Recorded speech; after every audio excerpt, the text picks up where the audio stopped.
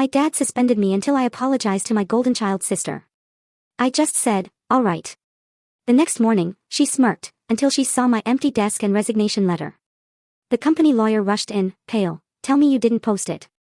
What happened next destroyed everything they had built. Have you ever been punished for telling the truth, for refusing to stay silent just to protect someone else's pride? Because I'm here to tell you, that kind of injustice can break you, or it can set you free. For me, walking out of that boardroom wasn't just about defiance, it was about escaping a pattern, a heartbreakingly familiar echo of the home I grew up in, just louder, and way more polished. My childhood. It was steeped in medicine and business. My parents built Hartwell Medical Group from a single clinic into this massive regional network, and honestly, our dinner table was less about family and more about strategy meetings. From day one, my sister, Camila, just fit. She was the firstborn, you know. Everything a glossy hospital brochure would dream of. Bright, outgoing, beautiful, the daughter who could charm nurses at 8 and donors at 16. The adults, they'd lean down, pat her shoulder, and say, there she is, the natural heir to Hartwell. They said it so often, I think Camila actually started to believe it was in her DNA. And me? I was the quiet one. The girl who spent recess lost in books, who loved numbers more than applause. I didn't cry easily, and I definitely didn't make scenes. My dad, he called me reliable, like you'd describe a filing cabinet or a lab freezer, useful, structured, completely forgettable until you actually needed something. If the family ever hit a snag, math problems, tax documents, insurance forms, anything technical or tedious, it landed on my lap. Elena can handle it, they'd say, and I always could. But everything I did right. It just vanished into silence. Meanwhile, anything Camila merely attempted became a family headline. I remember when I won my first statewide science award. Dad congratulated me, but immediately added, you know, your sister helped us secure that new pediatric partner today. That's the kind of impact that takes the hospital higher. When I earned a full scholarship to college, he'd tell the neighbors how proud he was, but somehow the conversation always drifted to how incredibly charismatic Camila was becoming. And when I got into law school, specializing in healthcare compliance of all things, he shook my hand, but then he said, Camila's leadership instincts, that's what will shape our future. Every single achievement of mine seemed to exist only to frame hers. The only person who ever pushed back against this insane imbalance was my mom. She saw me, not the version of me that was convenient, but the real me. She was the one who'd stay up late with me during science fairs, the one who tucked handwritten notes into my textbooks. The one who whispered, you don't need applause to be exceptional, Konu.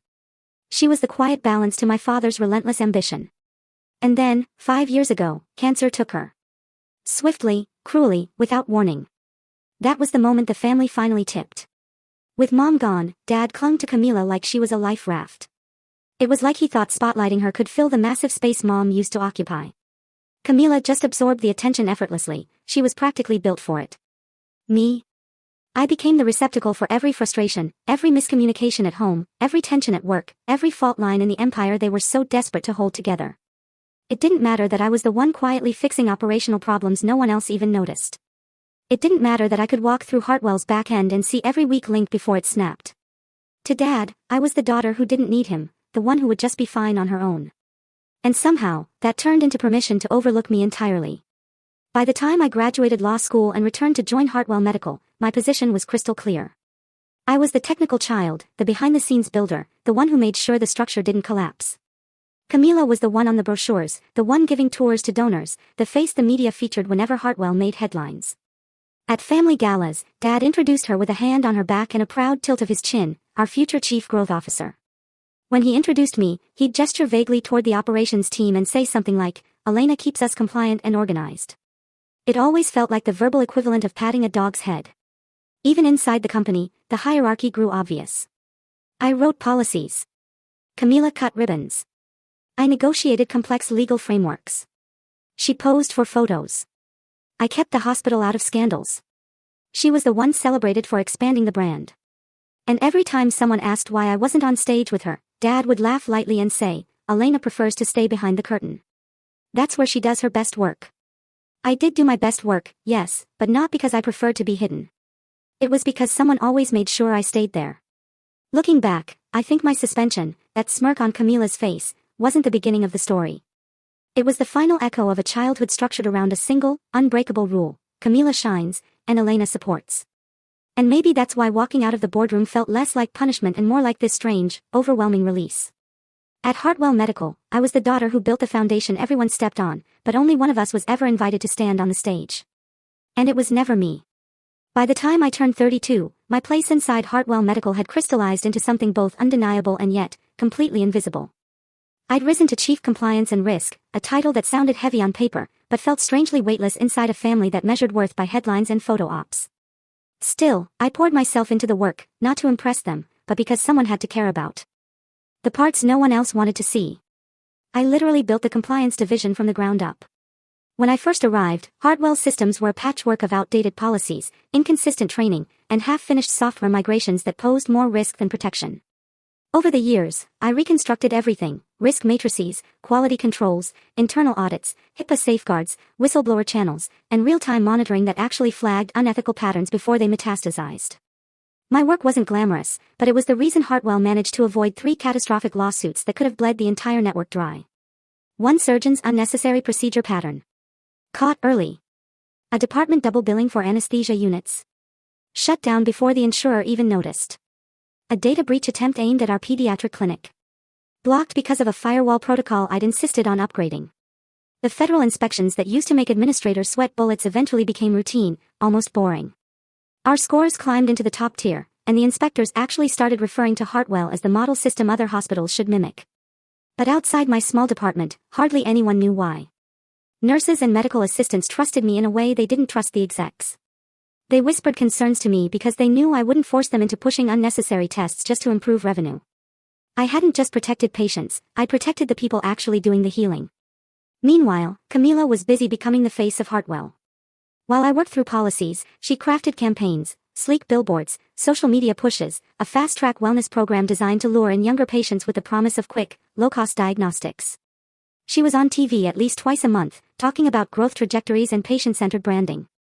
Her hair always perfect, her voice always bright. Local magazines wrote features on her, the visionary behind Hartwell's expansion, Colorado's rising healthcare star, the woman reimagining modern medicine. And every time, the quotes from my father grew more and more extravagant. Camila is the strategic heart of Hartwell, he told one reporter, as if reading from a script he'd rehearsed for years. She inherited her mother's grace and my instinct for leadership. And I would often scroll through these articles quietly, noticing the single line where my name occasionally appeared, a footnote, and after that, Elena Hartwell oversees compliance operations. No details, no recognition, just a line that sounded like I kept track of filing cabinets. The irony was almost comical. Camila built the image, I built the infrastructure that kept that image from collapsing. But in Hartwell Medical, and in my father's mind, the image was the empire. So Camila rose, and I held the ladder steady beneath her, unseen. The gap between us widened with every gala speech, every board luncheon, every partnership announcement featuring her smiling face. At work, it became routine. She'd walk into meetings late, offer bold but shallow ideas, and leave early for media appearances, while I stayed behind to translate her promises into something legally survivable. People assumed I preferred the shadows. They didn't realize I'd been raised there. One night, that truth hit me harder than usual. It was past 11 p.m., and the hospital halls had settled into that eerie quiet only medical buildings have: steady beeping monitors, rolling carts in the distance, the occasional intercom announcement drifting from a different floor.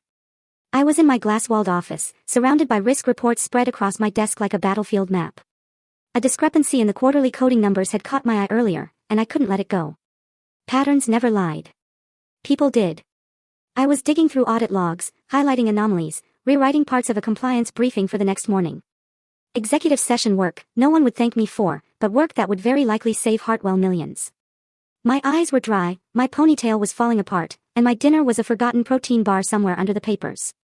I leaned back, rubbing my temples, and glanced out the window toward the visitor parking structure. That's when I saw her. Camila, laughing with 2 marketing staffers, strutting across the lot in her tailored coat, heels clicking like she was walking on a runway. The hospital had just bought her a new electric sports car as a retention incentive. The headlights lit up as she unlocked it, casting a bright white glow across the concrete. She slid into the driver's seat, hair glowing under the street lamps, and zipped away into the night like the star of a movie. I watched her taillights fade into the dark while my office lights reflected faintly in the glass, me inside, still working, still holding everything together, still invisible. And for the first time in a long while, I felt the smallest fissure open inside me. A quiet recognition that no matter how much I built, protected, or repaired, I would always be introduced as the daughter who keeps things organized. The daughter behind the curtain. The daughter they assumed would never walk away. They had no idea how close they were to being wrong. The night I saw Camila glide out of the parking lot in her brand new sports car, I had no idea how quickly the shine of her latest victory would rot once I dug beneath the surface. The first crack appeared 2 days later during what should have been a routine internal audit of our new insurance partnership, the same one Camila proudly paraded across every news outlet in Colorado. On paper, the deal was dazzling: increased reimbursements, expanded coverage options, streamlined billing workflows. But the moment I opened the contract file and began reviewing the appendices, something twisted in my stomach. The language was too polished, too vague in the places that mattered, too generous in the wrong ways. I'd seen this pattern before. I'd also watched hospitals collapse because of it. The deeper I read, the more the contract revealed its teeth. Hidden inside the reimbursement structure was a clause that encouraged upcoding, assigning higher-paying diagnostic codes for conditions that weren't severe. Another section incentivized physicians to extend patient stays under the guise of enhanced observation, even when patients were clinically ready for discharge. And then there was the quota, a chilling line tucked beneath a table of performance metrics. If Hartwell failed to meet projected revenue increases, the insurance partner could impose financial penalties or withhold bonus reimbursements. It was the kind of clause written by people who understood exactly how to weaponize desperation. Beneath the glossy branding Camila sold to the press, this wasn't a partnership. It was a trap, and one that could destroy both patients and staff. I didn't want to jump to conclusions, so I spent the next week quietly gathering context. By the third day, 2 residents, stressed and hesitant, knocked on my door. They closed it behind them and sat down, fidgeting with their ID badges. Dr. Hartwell, one whispered, we're being pushed to order way more imaging than we normally would. Labs, too. Stuff that doesn't make sense clinically. The other nodded. Our attending said it's part of the new initiative to strengthen reimbursements. We're uncomfortable. They didn't say Camila's name, but they didn't have to. Her fingerprints were all over anything that promised revenue jumps. After they left, I opened the analytics dashboard and pulled data from the past 6 months. At first glance, everything looked normal, until I filtered by department. That's when the pattern hit like a punch to the ribs. Diagnostic imaging volume had spiked 40%. Overnight observation stays had jumped in 3 different clinics. High-severity billing codes appeared in places that had never used them before. Even more disturbing, the changes began exactly 1 week after Camila's partnership contract went into effect. Patterns don't lie. People do. I dug deeper. Email logs, meeting transcripts, billing team memos. And then I found it. The smoking gun. An internal email chain from Camila to the billing department, marked high priority. It read, we need to be more flexible with coding to protect revenue flows during the first 2 quarters. If a condition falls into a gray area, code upward. We must demonstrate strong financial performance to maintain leverage with our insurance partners. Let's do what's necessary. Flexible. Gray area. Do what's necessary. It was textbook corporate fraud dressed up in marketing language, and she had signed it with a smiley face. I sat there for a long time, staring at the screen, feeling something sharp and ice-cold settle in my chest. This wasn't a misunderstanding. This wasn't sloppy execution. It was a deliberate, systemic scheme. And if federal auditors found it before we self-reported, Hartwell Medical wouldn't just face fines, we could lose insurance contracts, face criminal exposure, and implode. And because I was chief compliance and risk, the blame would land squarely on my shoulders. That night, I stayed in my office until after midnight, preparing what would become an 80-page internal report. It outlined every irregularity, every inflated code, every policy violation, every data trend that pointed to coordinated insurance fraud. I triple-checked every citation, every appendix, every time-stamped email. When I finally submitted the report, I didn't send it quietly. I sent it to my father, the board, and the ethics committee simultaneously. I attached a formal recommendation: 1. Immediate suspension of the fast-track reimbursement initiative. 2. Full independent audit. 3. Voluntary disclosure to regulators and insurance partners. Within an hour, my father called an emergency meeting. He didn't even look at me as I walked into the conference room. Camila was already there, red-faced and seething. The instant Dad finished skimming the report, she exploded. Are you out of your mind? Do you realize what you've done? You're sabotaging everything Dad and I built. You always do this. You look for problems because you don't know how to handle success. Her voice echoed off the glass walls. The executive stared at the table. My father finally looked up at me, but there was no warmth, no confusion, only disappointment polished into something sharper. Elena, he said slowly, why do you insist on making everything so complicated? Complicated. That was the word he had used my entire life. Not careful, not thorough, not ethical, just complicated. Behind his tone was an accusation older than either of our job titles, that I was the daughter who always created storms where he wanted sunshine. That I was the reason harmony broke. That if I just kept quiet, just looked away, just let it slide, everything would be easier. But easier for whom? For Camila. For him. For a hospital that was slowly turning into a machine that squeezed money out of people who trusted us. I looked at the man who taught me to take care of patients before profits. And for the first time, I realized he didn't want the truth. He wanted obedience. And that was the moment something inside me went still. Not angry, not hurt, just still. Like the calm before something irreversible. They didn't know it yet, but they had already lost me. The emergency board meeting felt less like a professional gathering and more like a tribunal arranged for a predetermined verdict. I walked into the glass-walled conference room with my binder of evidence tucked under my arm, still foolishly believing that data, ethics, and law would matter. They didn't. Not in that room. Not with those people. The board members sat stiffly, eyes flicking between their printed copies of my 80-page report and my father's expression, as if waiting for cues on how outraged they were supposed to be. My father stood at the head of the table, hands braced against the polished wood, jaw tight. Camila sat beside him, arms crossed, her expression a perfect blend of triumph and wounded innocence. When my father finally spoke, he didn't mention the fraudulent coding, the inflated stay durations, or the smoking gun emails. He focused instead on something else entirely. This report, he said, holding the document between two fingers as if it were contaminated, has created unnecessary panic among staff. It's damaged team morale, undermined leadership, and jeopardized key relationships with our partners. In that moment, I realized they weren't angry the scheme existed. They were angry I had exposed it. One board member cleared his throat. Elena, we expect our executives to present solutions, not negativity. Another added, tone matters. This kind of aggressive critique can destabilize an entire department. I stared at them, unable to process how they managed to twist evidence of potential felony fraud into a conversation about my tone. Then my father delivered the final blow, with the solemnity of someone pretending to hate what he was about to say. Elena, you leave us no choice. Effective immediately, you are suspended for 30 days without pay. He paused, letting the words settle, watching for signs that I might crumble. And, he continued, before returning, you will submit a handwritten apology to the board and to Camila, acknowledging your role in damaging team trust and your commitment to focusing on constructive paths forward rather than divisive criticism. Constructive paths forward. Divisive criticism. They were using corporate jargon to wallpaper over a moral collapse. Across the table, our CFO sat frozen, his gaze fixed on me. He knew everything in my report was accurate. He also knew that siding with me would cost him his job, maybe his career, so he stayed silent. Fear had eaten whatever integrity he once had. I scanned each face at the table and realized something that felt like a slow, cold exhale inside my chest. These people aren't capable of saving what's broken here. And if I stayed, I would drown with them. Outwardly, I looked like the one being punished, humiliated, isolated, painted as a saboteur. But internally, for the first time in years, something rose in me like a quiet, undeniable peak. I felt free. I lifted my eyes to meet my father's. All right. He blinked, taken aback by the absence of resistance.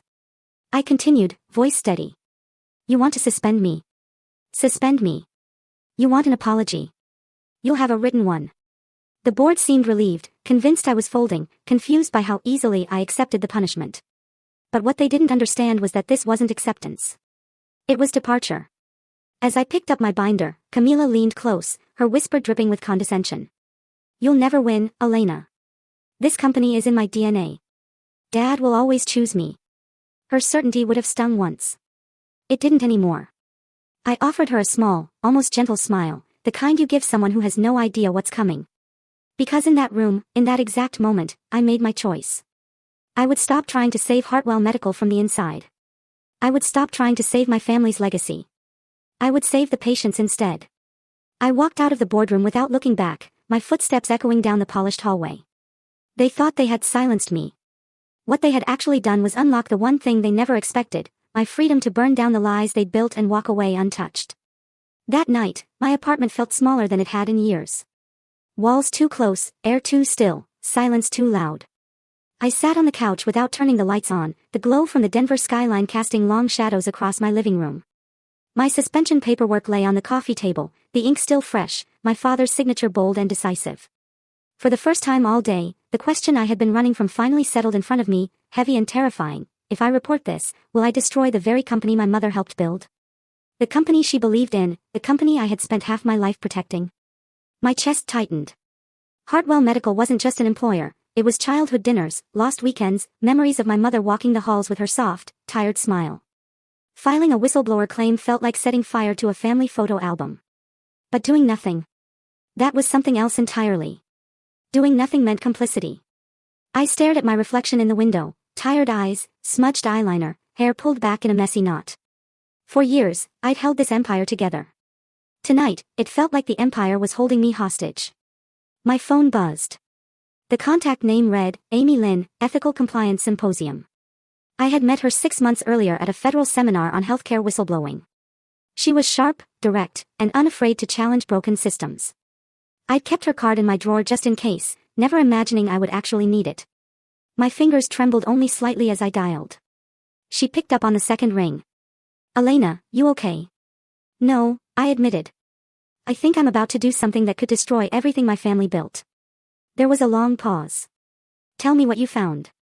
I laid it all out, the contract, the coded pressure, the inflated diagnostics, Camila's emails, the board's retaliation, my father's suspension. Amy didn't gasp or panic. She just inhaled slowly. Elena, listen. There's a federal whistleblower program for healthcare fraud. It protects you from retaliation, financially and legally. And if I stay quiet, my voice cracked. If someone else uncovers this later. She didn't soften the truth. If this blows up, and it will, you, as chief compliance officer, will be the first person investigators scrutinize. Silence won't protect you. Reporting will. I closed my eyes. The room seemed to tilt slightly. Elena, she continued gently, I know you're afraid, but you're not the one destroying Hartwell. You're the one trying to save the part that's still worth saving.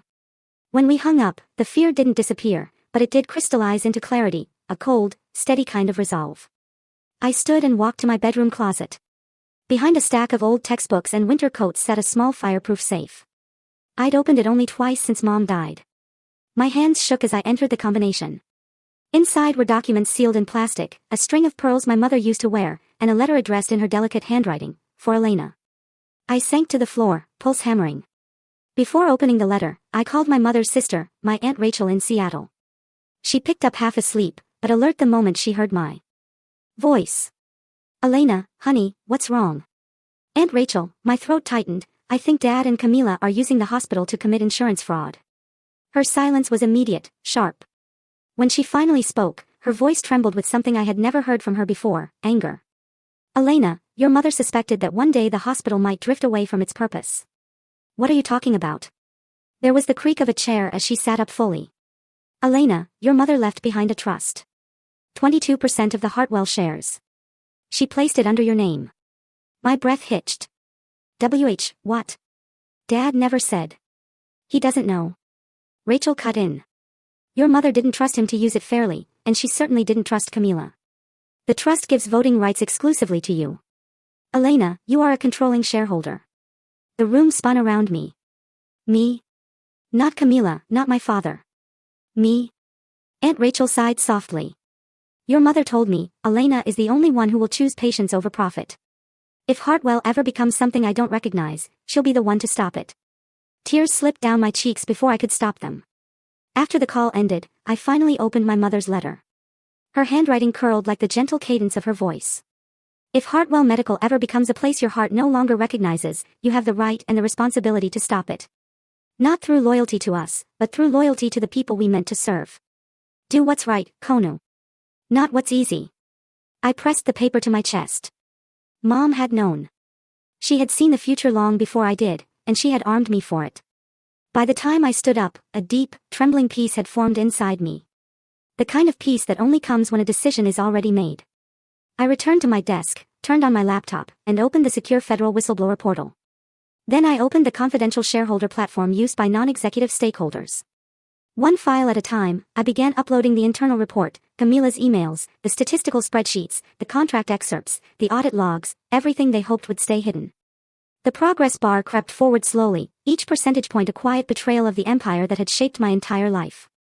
But for once, I wasn't choosing my family. I was choosing the truth. And when the final file uploaded with a soft, decisive ding, I whispered to the empty room, all right. Morning arrived with a strange, deceptive calm. The sort of thin, pale light that slips through the curtains before the world realizes it's about to change. While I sat at my kitchen counter, drinking black coffee, refreshing my inbox every few minutes for a confirmation email from the federal portal, the other side of the city was waking up to a very different kind of morning. At Hartwell Medical Group, Camila walked through the executive entrance in 4-inch heels, humming to herself. She had chosen a jewel-toned suit that photographed well under fluorescent lights because today she planned to lead a hand-picked group of local reporters through the hospital's record-breaking revenue initiative, the same initiative built on fraudulent coding, manufactured patient stays, and the manipulation she'd proudly wrapped in bright marketing ribbon. Her assistant hurried beside her, carrying a stack of printed talking points. Camila barely glanced at them. "I'll be fine," she waved off. "I just need to make sure Dad sees the media buzz before the board meeting next week." In her mind, she had already won. She had taught her annoying little sister a lesson. She had secured the contract of her career. She had Dad singing her praises to every journalist in Colorado. Nothing, not even a 30-day suspension, was going to dim the spotlight she lived under. She reached the executive floor, still smiling. And then everything stopped. At the far end of the hallway, across from the frosted glass conference room, sat my office, or rather, what used to be my office. The door was open. The lights were off. The desk was empty. Completely empty. Not a pen, not a sticky note, not a framed photo, not even the coffee mug Camila once mocked for being too plain. Just one envelope, placed carefully in the center of the polished wood, my resignation letter. The company laptop sat beside it, powered down. My badge had been deactivated overnight. The access logs would show my keycard going dark at exactly 2:30 a.m., the moment I walked out for the last time. A few doors away, my father stood in a small internal meeting room, holding the printed resignation letter with both hands. His eyes traced the lines over and over, as though the words might rearrange themselves into something he could accept. He had expected a fight, expected tears, or anger or bargaining, expected me to plead for fairness like a child craving approval. What he got instead was 4 sharply written paragraphs and a signature that didn't tremble. His hand shook now. He didn't notice Camila approaching until she saw his face and frowned. "Dad, it's just Elena. She'll get over it." "It's dramatic," but, before she could finish, the door slammed open. James Powell, Hartwell's general counsel, barreled into the room at full speed, hair disheveled, tie crooked, his face drained of all color. He looked like a man running from a burning building. He pointed to the letter in Dad's hand, then looked at me, or rather the absence of me. "Tell me," he gasped, "that she didn't upload it." My father blinked, confused. "Upload what?" "The report." James choked out. "The evidence, the emails, the data logs, the audit trail. She had enough material to trigger a federal investigation. Tell me she didn't submit it to the whistleblower portal. Tell me she didn't." I stepped into the doorway. James' eyes landed on me like he'd seen a ghost, and I said with the calmest voice I'd used in years, "I submitted everything. Fully documented, properly formatted, and time-stamped. The federal portal has already acknowledged receipt." James sank into the nearest chair. Camila's face twisted. You what?" I ignored her and continued, turning to my father. "As the voting authority for my mother's trust, which holds 22% of Hartwell's shares, I have formally requested that the independent board committee initiate an internal investigation immediately." The silence that followed was not the expensive, polished silence of boardrooms. It was the stunned, yawning silence of a cliff cracking before it collapses. My father's lips parted. "Voting authority? Elena, what are you talking about?" I met his gaze without flinching. "Mom didn't trust you or Camila to protect the hospital's ethics. She trusted me." Then the sound started. At first, just one ping from the iPad in the corner. Then another and another. And suddenly, like a chain reaction, every device in the room began vibrating, pinging, ringing, phones, tablets, laptops, the wall-mounted board screen. Notifications flooded in. Ding, ding, ding, ding, ding, ding. James looked at his phone and paled even further. "It's the Office of Inspector General," he whispered. "They've confirmed a whistleblower submission involving Hartwell Medical." Another ping. "The independent board members, they're calling for an emergency session." Ping. "Camila is barred from attending." Ping. "Compliance freeze order. All financial activities under review." Ping. "Insurance partners requesting clarification on coding discrepancies." By now it was like watching a dam rupture in real time. Camila reached for my arm, desperate now. "Elena, stop it. Fix it. You can fix this. Your compliance. You know how to make things disappear." I stepped back. I'm not your cleanup crew anymore. My father looked like someone had taken a scalpel to the foundation of his world. Elena, please. We can discuss this. Not like this. Not, I held up a hand. No. For years, you told me to stay quiet, to be supportive, to avoid making things messy. I gestured to the barrage of alerts exploding across the room. This is what happens when you choose silence over integrity. And then the final notification appeared on the boardroom screen, large and impossible to ignore. Independent board resolution, emergency investigatory hearing today, 3 p.m. mandatory appearance, CEO Dr. Hartwell. Exclusion, Growth Officer Camila Hartwell. Subject of review, systemic operational misconduct. Camila gasped like she couldn't breathe. My father sat down slowly, resignation letter still in his hand, and I walked out. Steady. Collected. Unbroken. Knowing this was only the beginning. The emergency hearing was held behind the heaviest doors in the executive wing. Thick, oak, soundproofed, the kind of doors meant to shield powerful men from consequences. But today, nothing inside that room could be shielded. When I entered, the atmosphere was already tense, thick enough to taste. The long conference table, usually set with sparkling water and curated fruit bowls, was stripped bare. No hospitality, no polish, just scrutiny. My father sat at the head of the table, shoulders squared, but clearly trembling beneath the facade. Camila sat beside him, eyes wide and rimmed with smeared mascara, her composure cracked clean through. On the opposite side were 2 independent board members, both stone-faced, and James Powell, the general counsel, flipping through printed pages with the dread of someone preparing for an autopsy. There was one empty seat waiting for me. Not as an employee, not as the chief compliance officer they had suspended, but as a voting shareholder, the legal voice my mother had left behind. I took the seat without greeting anyone. The senior board member, Miss Albright, adjusted her glasses and began without ceremony. We have convened this closed session to review evidence submitted to federal authorities and to evaluate internal misconduct involving Hartwell Medical Group. Miss Hartwell, she nodded toward me, is here as a voting representative of the Lynn Hartwell Trust. My father bristled. She is also my daughter. Miss Albright didn't blink. Today, she is a shareholder, nothing more. Camila shifted uncomfortably. The board members began reading through the documentation on the table, my 80-page internal report, annotated emails, data graphs, timelines, risk assessments. The silence twisted until it snapped. Mr. Farrow, the second independent board member, dropped Camila's printed email onto the table. This message instructing the billing team to code upward to protect cash flow. Is this your directive, Miss Hartwell? Camila swallowed hard. It was a suggestion, a motivational note. It wasn't meant literally. It resulted in systemic falsification of medical codes, he said flatly. Patients were miscategorized. Billing records inflated. Insurance fraud indicators triggered across 3 departments. My father slammed a hand on the table. You're taking this out of context. Camila is young. She's still learning. Miss Albright held up another page. These signatures approving the program expansion. These are yours, Dr. Hartwell. He stiffened. I sign off on dozens of strategic initiatives every week. I trust my team. You trusted your daughter, I said quietly. His head whipped toward me. Elena, don't you dare. I didn't raise my voice.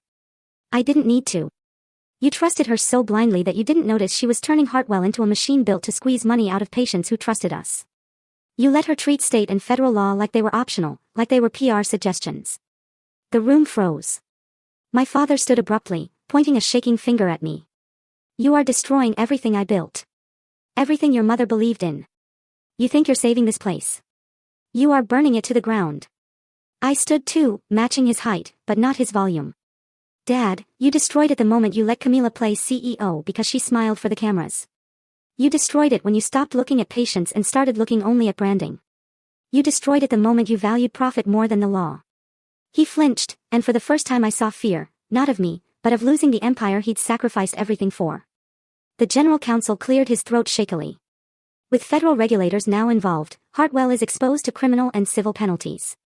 Potential exclusion from Medicare and insurance networks. We could lose contracts, face public sanctions, Camila gasped. Criminal. That's not my fault. I did what Dad told me. He always said growth was the priority. He said I had the instincts. Camila.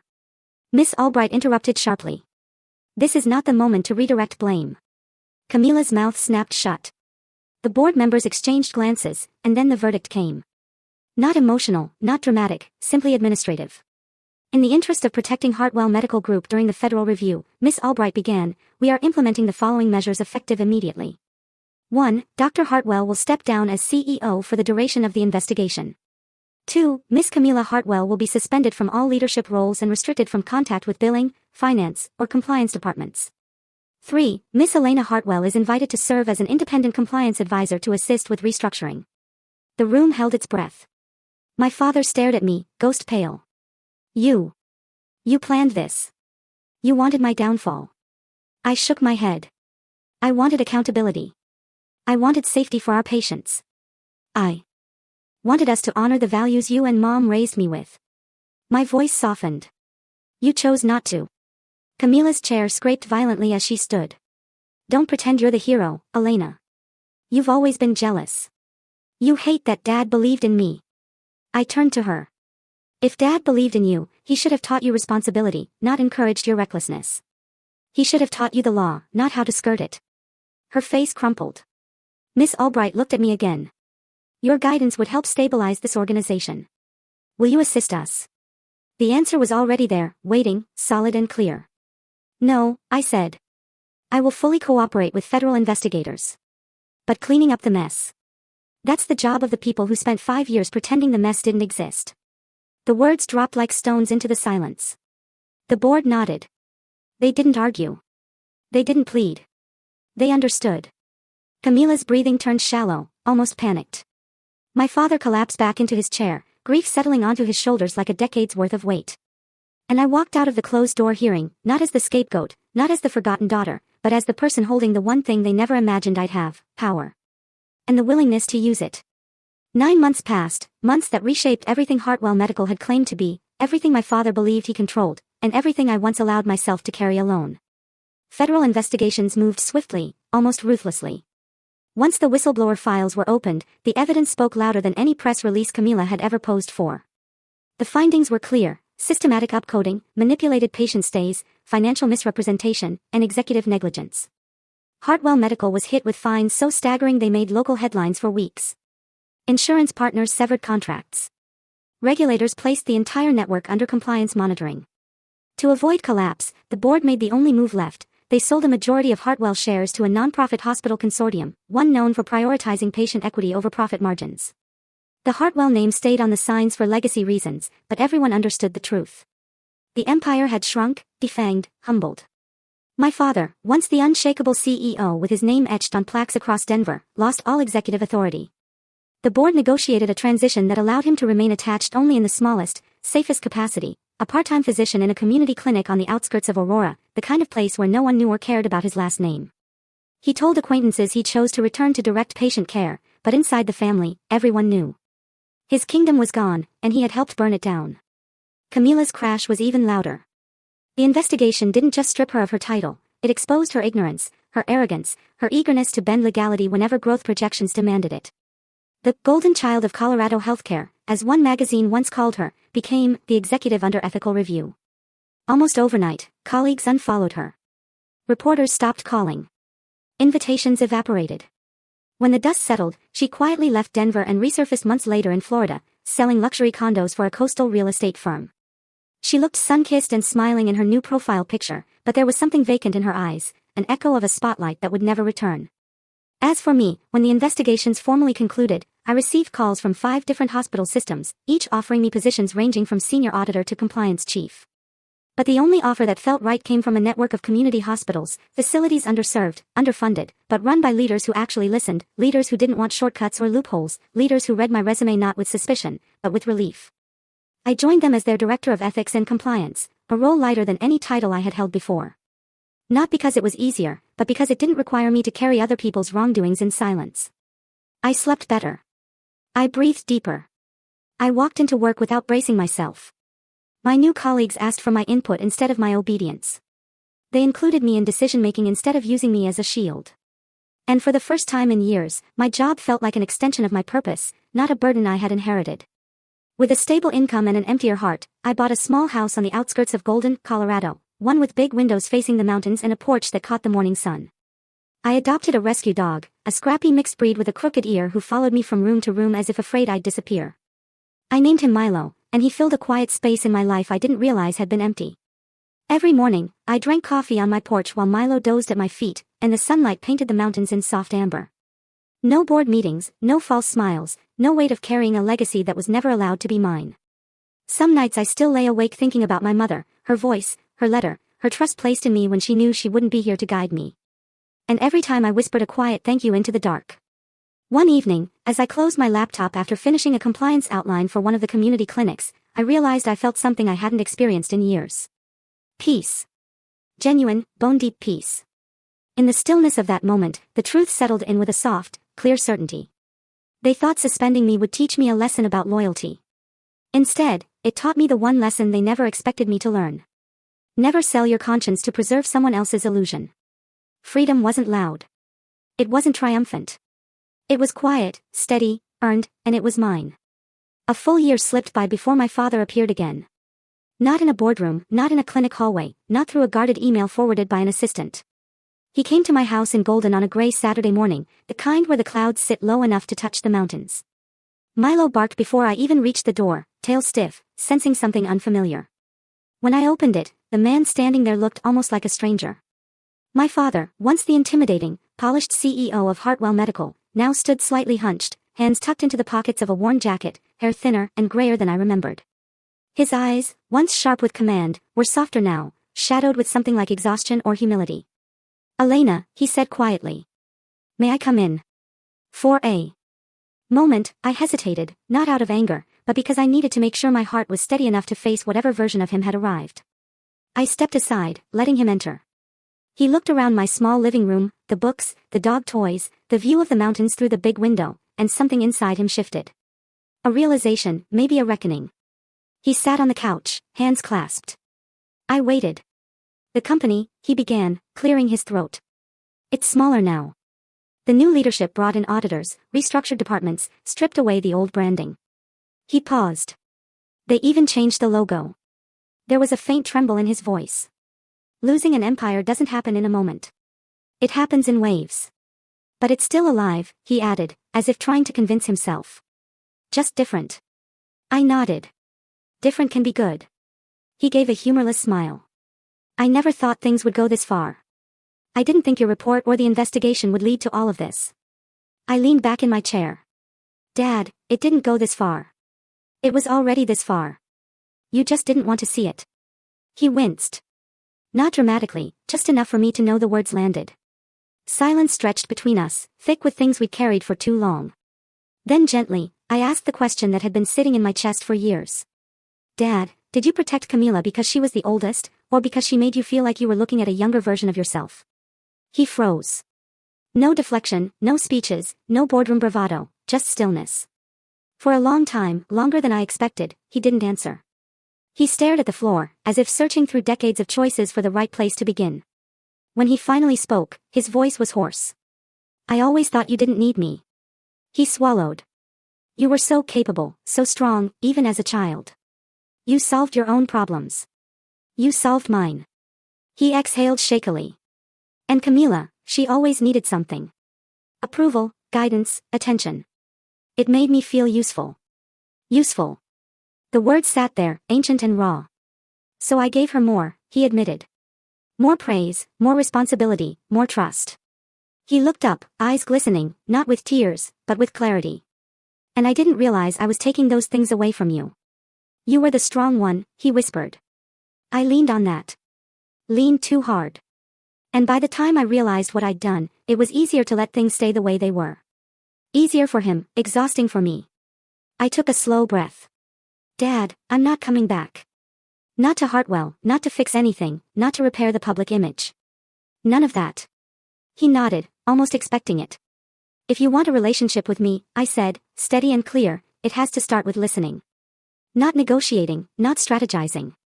Just listening." My father's face crumpled slightly, not broken, but softened in a way I had never seen. A man stripped of titles, excuses, and defenses. "Elena," he murmured, his voice trembling for the first time in my life. "I regret that I let my strongest daughter become the one who had to protect herself." For years, I had imagined what it would feel like to hear him say something like that. I thought it would hurt or heal or satisfy some buried ache. But instead, it simply felt real. Simple. Human. A truth long overdue. I didn't forgive him in that moment. Healing doesn't happen on cue. But I let him sit there in my living room, in the quiet he'd never allowed between us before. Outside, the mountains stood steady and unmoving. Inside, something old finally shifted. 5, maybe 6 years passed. Years that softened the jagged edges of everything that came before. Years that shaped my life into something I once couldn't imagine wanting. The world kept turning, and so did I. By then, I had built something new of my own. Not a hospital, not a corporate empire, but a consulting firm dedicated to the one thing Hartwell Medical had forgotten: ethics born from empathy, not fear. My company specialized in helping family-owned healthcare organizations transition leadership without repeating the quiet generational failures I grew up inside. I taught boards how to separate love from responsibility, ambition from harm, and legacy from ego. Fathers brought daughters to my workshops. Mothers brought sons. Siblings came together not to compete, but to learn how not to destroy each other. I helped them rebuild what power and pride had eroded. And in doing so, I rebuilt parts of myself. My father attended one of my conferences for the first time on a crisp autumn morning. He didn't tell me he was coming. I spotted him only at the end, sitting in the last row, hands folded, listening with the quiet focus of a man finally willing to learn rather than lead. When the session ended, he didn't rush to the front to introduce himself or to pose for a photo. He waited until the crowd thinned. Only then did he approach, slowly, cautiously, as if he wasn't sure he had the right to interrupt the space I'd created. He didn't offer advice. He didn't apologize again. He didn't try to claim anything. He simply wrapped his arms around me in a brief, careful hug and whispered, "You turned your pain into something that helps people live better. Your mother would be so proud." It was not dramatic. It was not the climax of a movie. It was small, human, and real. And that was enough. Our relationship, not broken, not fixed, settled into something honest. We had dinner every so often, the conversations drifting between books we were reading, cases he handled at his clinic, and the tomatoes he was learning to grow in his backyard. The topics we once used as armor, business, strategy, success, were quietly retired. Hartwell Medical existed between us not as an empire or a wound. It was simply something that had happened, something we survived. He never asked me to help rebuild it. I never offered. That chapter had closed. And somewhere in those quiet dinners, in the laughter over shared meals, and the silence we no longer feared, something else grew, a reclamation of what family could be when ambition stopped suffocating it. Many nights, after finishing a consultation session or reviewing governance notes, I'd sit alone in the small office of my firm. No Hartwell crest on the door, no legacy looming over my shoulder, just my name, plain, steady, entirely mine, and a team of people who trusted me because of who I was, not whose daughter I had been. I would lean back in my chair, close my eyes, and let the stillness settle around me. And in that quiet, I found the words that felt true enough to end my story with, the words I now speak to anyone who finds themselves caught between loyalty and justice. My father wanted my apology to keep the peace, to keep the surface smooth, to keep the silence alive. I said, "All right, but not to the game he set." I agreed with myself, because silence in the face of wrongdoing isn't neutrality. It's participation. Sometimes what breaks everything they built isn't betrayal, it's the truth. And sometimes the only revenge you need is to walk away and let them face the consequences of the choices they fought so hard to defend. Years after the boardrooms, the accusations, the investigations, I sit in my own office, sunlight on the desk, Milo asleep by the door, my small team laughing in the hallway. There is no title to fight for, no empire to inherit, no father's approval to chase. There is only the life I chose. And for the first time, the life that finally chose me back. No one can suspend me now.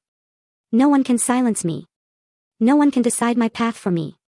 For the first time, my future carries only one signature, my own.